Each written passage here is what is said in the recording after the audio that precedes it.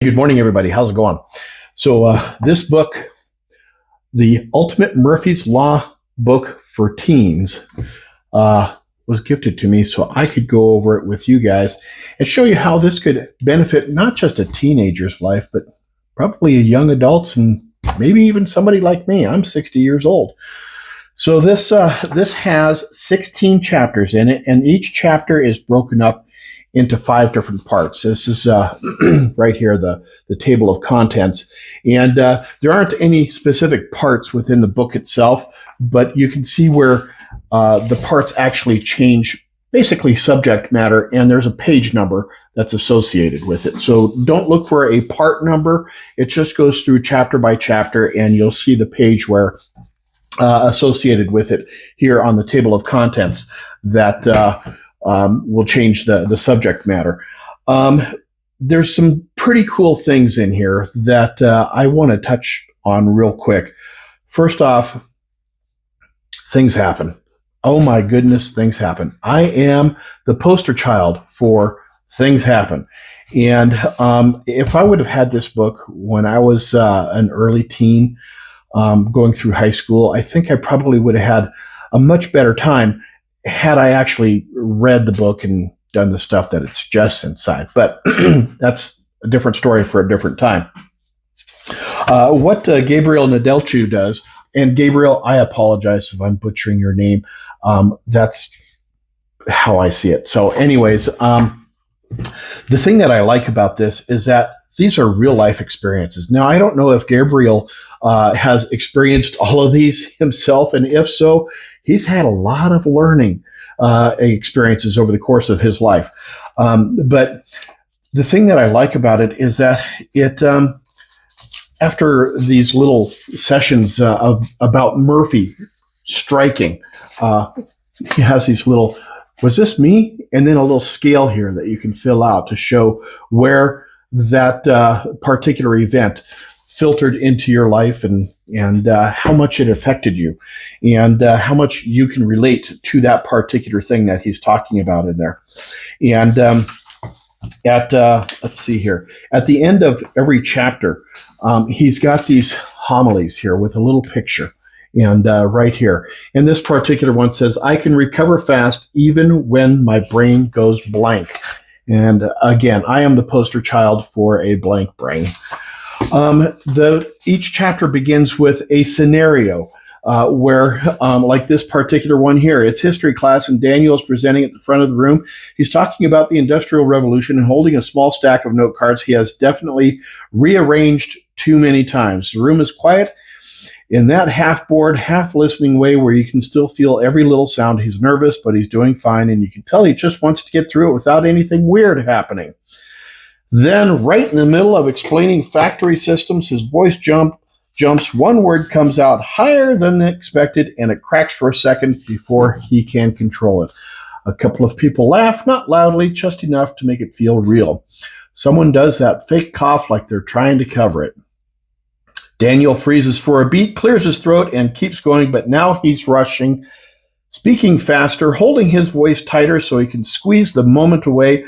From your seat, it doesn't seem like a disaster, but from up there, it probably feels like the whole room zoomed in on him. Yeah, been there, done that.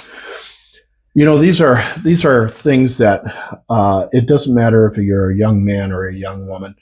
These are things that we can all experience throughout the course of our young pre-adult life or even in our adult lives. And Gabriel really goes through and talks about how we can face each one of these issues that comes up to come out of it. I think a winner is probably a good way of putting it. Being able to step away from the situation and figure out what we can do so that it doesn't happen again, and what we can do to come through saving face. Pardon me. You know, it's one of those things where each one of us is going to have a different experience. Each one of us is going to have a different way that we react to that experience. But Gabriel puts it into print and puts it into language that anybody can understand, how to react to a situation, how to prevent maybe a situation from taking place, preparing better, making sure you're studying the correct material, making sure that your note cards are in the right order, making sure that the test that you're taking is the test that you actually studied for. Stuff like that. Kids can be brutal. Man, they can be really brutal.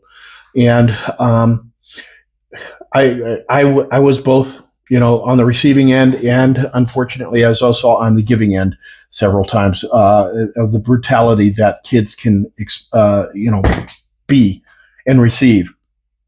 And, he talks about the moment that these things happen and how the person is feeling and the reactions that's happening inside, the internal strife, the internal angst and anguish, and the trap that we fall into from these, and how to possibly be able to turn around and reset ourselves and come through it with flying colors. Is that the right term? We've all sent that email that was only supposed to go to one person, and it went to everybody in the company, or it went to the friends that it wasn't supposed to go to. Yeah. He talks about it.